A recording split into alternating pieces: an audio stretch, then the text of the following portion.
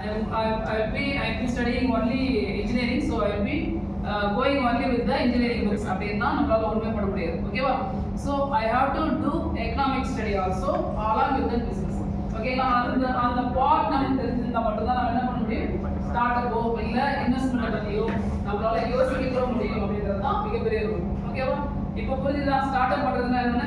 So entrepreneur ஆகணும்னு மட்டும் நம்மளால முடிவு பண்ணா பத்தாது. வேர் டு இன்வெஸ்ட் அப்படின்னா how our product will make a profit அப்படின்றது தெரியணும். So instead of I have நிறைய காம்படிட்டர்ஸ், லாட் ஆஃப் காம்படிட்டர்ஸ் இருக்கு தேர், ரைட்?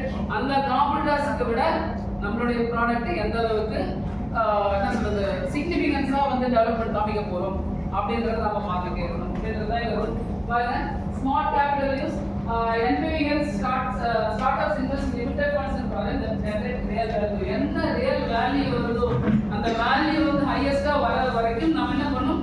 இன்வெஸ்ட் பண்ணிட்டே போகணும். Data driven decisions reviews guess work. நம்ம கெஸ் பண்ணி எந்த விஷயத்துலயும் நம்ம என்ன பண்ணக்கூடாது? இன்வால்வ் ஆகக்கூடாது. ஓகேங்களா? பண்ணலாம். ஃபர்ஸ்ட் இனிஷியல் ஸ்டேஜ் நான் சொன்னேன் சீட் அப் கேபிட்டல்னு சொன்னீங்களா, அந்த டைம்ல we can able to guess. ஏன்னா நம்ம ப்ராடக்ட் யாரெல்லாம் காம்படிட்டர்ஸ், ஓகேங்களா, அந்த காம்படிட்டர்ஸ் எப்படி நம்ம ஹேண்டில் பண்ண போறோம், எப்படி பிரைசிங்மா ஒரு ப்ராடக்ட் எடுத்தீங்க அப்படின்னா பிரைஸ் கொடுக்குறோம் இல்லைங்களா, பிரைஸ் வேல்யூ கொடுக்குறது. நீங்க சின்ன வயசுலாம் போயிட்டு 2 பெட்டி கடையில ஸ்கூல் படிக்கும் போது தெரியும், ரைட்? 2 பெட்டி கடையில போயிட்டு நம்ம ஒன்று வாங்கும்போது இந்த 50 காசு இல்லை ஒரு 1.5 ரூபா 2 ரூபா வந்து கம்மி பண்ணி தருவாரு, பார்த்துருக்கியா?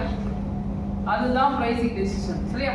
ஸோ அவங்க ப்ராடக்டை விட நாம எந்த அளவுக்கு ப்ரைஸை நம்ம என்ன பண்ண போறோம்? லெஸ் பண்ணி கொடுக்க போறோம். ஆனால் ப்ராஃபிட்டபிலிட்டி ரொம்ப முக்கியம். ஏன்னா ப்ராஃபிட்டபிலிட்டி இல்லாமல் அட்லீஸ்ட் ஒரு 5 இயர்ஸ் நம்மளால பிஸ்னஸை ரன் பண்ணணும் அப்படின்றது ரொம்ப ரொம்ப கிரிட்டிக்கலான சுச்சுவேஷன் கொண்டு போகும். அதனால என்ன பண்றோம்?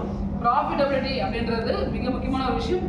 ப்ரைஸை வந்து நம்ம குறைச்சா கூட ப்ராஃபிட் கரெக்டாக நமக்கு கையில் வந்துட்டே இருக்கும். இந்த பெட்டிகள்லாம் வச்சுருக்காங்க, அன்னன்னைக்கு இருக்கிற ப்ராஃபிட் என்ன பண்ணுவாங்க? அடுத்த நாளைக்கு தேவை அப்படின்றத எடுத்து வச்சுக்கோங்க. பார்த்துருப்பீங்கன்னு நினைக்கிறேன். அன்னன்னைக்கு வந்த ப்ராஃபிட்டை அடுத்த நாளைக்கு என்னென்னலாம் வாங்கலாம், எவ்வளோ வாங்கினா எவ்வளோ ப்ராஃபிட் கிடைக்கும் அப்படின்றது எப்படி கால்குலேட். இது எல்லாமே இந்த ஃபினான்ஸ் டிசிஷன்ஸ் எல்லாமே நான் சொன்ன அந்த விஷயங்கள் எல்லாமே நாங்கள் ஃபினான்ஷியல் பர்ஃபார்மன்ஸா என்னென்னலாம் படித்தோமோ அதை அப்படியே ரியல் லைஃப் எக்ஸாம்பிள்ஸாக சொல்கிறதுக்காக மட்டும் தான். So இதுதான் முக்கியம். Project trade decision compare multiple options and choose the most profitable one. இருக்கிற ஆப்ஷன்ஸ்ல எது வந்து ப்ராஃபிட்டபிள் கொடுக்குதோ அதுதான் நம்ம சூஸ் பண்ண போறோம் அப்படின்றது ஒன்று. Next one, investor confidence shows that your startup things long term and understand financial. ஓகேங்களா? லாங் டர்மா எந்த ஃபினான்ஸ் வந்து உங்களுக்கு லாங் டர்மா ப்ராஃபிட்டபிலிட்டி கொடுக்குது அப்படின்றது மிக முக்கியமான ஒரு விஷயம். எல்லா விதமான இன்வெஸ்டர்ஸும் they don't go for long term. Mid டர்ம்ல என்ன பண்றாங்க? எல்லா ப்ராஃபிட்ஸ் போதும், ஒரு 500 ரூபீஸ் ப்ராஃபிட் இருந்தால் போதும் எடுத்துறாங்க. ஏன்னா volatile மார்க்கெட்னா ஏறுது இறங்குது, ரொம்ப ஏறுது இல்லை ஹையஸ்டா இறங்கிடுது.